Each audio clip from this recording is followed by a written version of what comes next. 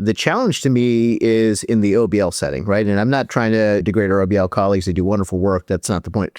But obviously, there's a reason why there's not a lot of liver cancer treated in the OBL, and there's a lot of MSK embolization in the OBL. So a lot of our OBL colleagues don't have access to cone beam. So if they're starting a GAE practice, how do we do that? What's the right way to do that? I mean, safety first, right? So, yeah. Yeah, so I would say, look, I mean, our group has 5 OBLs. So I'm a big proponent of the OBLs. We do our GAEs, a good proportion of them in the OBLs.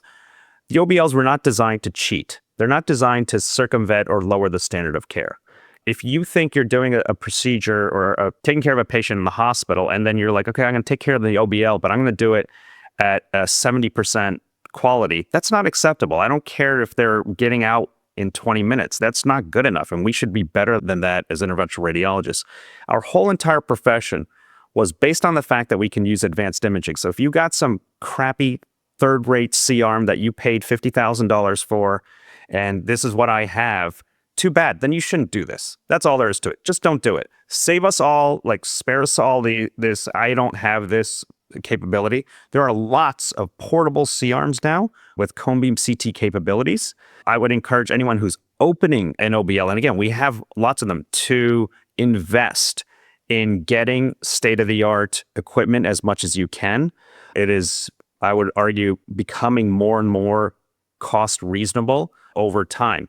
So what I would advocate is to not cheat patients. Like if patients were to find out, I can get this treated by Dr. Ahmed at University of Chicago Hospital, or I can get it treated down the street at an OBL, but it's only going to be 70% of the quality. But hey, they have free parking. I'm going to go to University of Chicago because it's not like I have to go to get this done every week, right? So go to, I would advocate to strive for the best quality you can.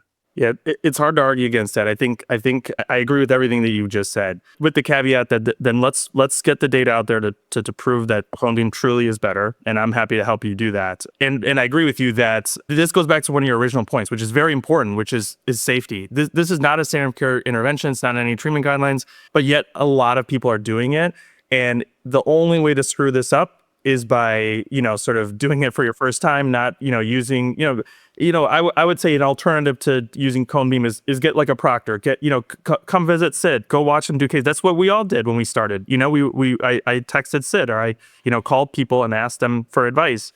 Don't just start doing this, causing complications, getting in the newspapers or, FDA advisories, things like that. Yeah, great point. Great point. Both of you, great points.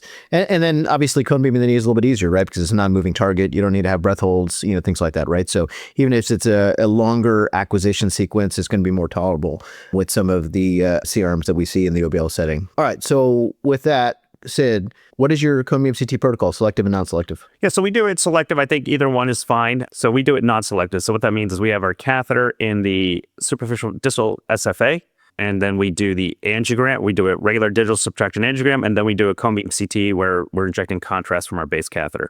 The settings itself, I don't want to go into the details of all the little settings, but basically we're just doing kind of as full field of view as possible. We're looking for the arterial anatomy, and we're looking to see what perfuses the joint, and specifically what perfuses the areas of pain.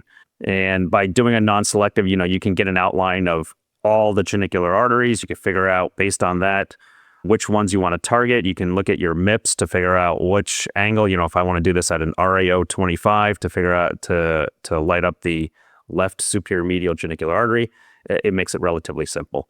The other algorithm is to do it selective, like once you're in the genicular artery, and then you can do a cone beam CT to confirm that this is what you want. There's no non-target, et cetera. I think both techniques are fine. What do you think, Sid? Like a 3 for 30 if you're doing non-selective, maybe a 0.5 for 5 if you're selective, 0.3 for 3, something like that? Yeah, so I draw it out a little longer. I go like 3 for 50, 3 for 60. This is diluted contrast. It's not full strength because, as you mentioned earlier, you're in the knee, right? So you don't have to penetrate through a ton of muscle and fat and so on, right? So the resolution is extraordinarily good.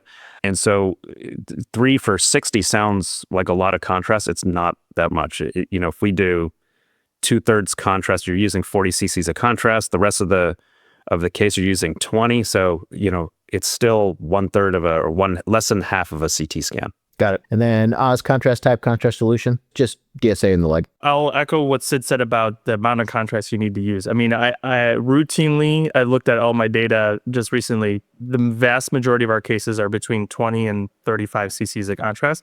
And that's really because we just dilute the heck out of it. You can dilute that 30 down to 100.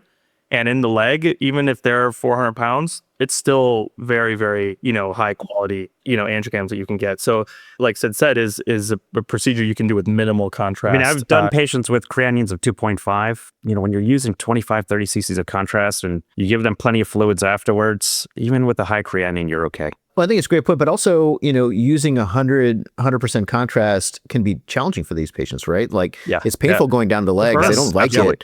Visipaque or non-Visipaque. I mean, I know, the traditional thing was to use Visipaque, but I still dilute it at least 50% in the leg. I don't know. It sounds like, Oz, you're in the 33 to 50%. Same for you, Sid. Sorry. Yeah, I mean, we use Visipaque 2/3. So, 66, whatever percent contrast. But you're right. If you go stronger, it'll hurt.